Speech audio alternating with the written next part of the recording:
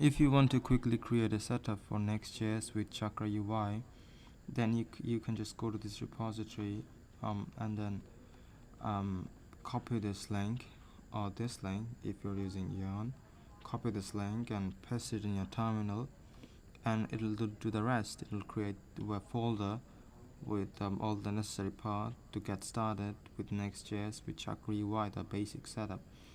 So this repository is from Nextjs, it's from Versal, it's the official repository.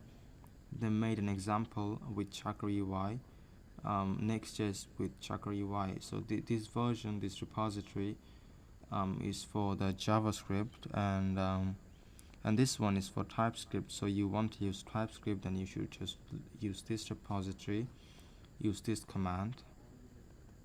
So this way you can just get started in minutes. So yeah, that's how you get started using Chakra UI with Nextjs.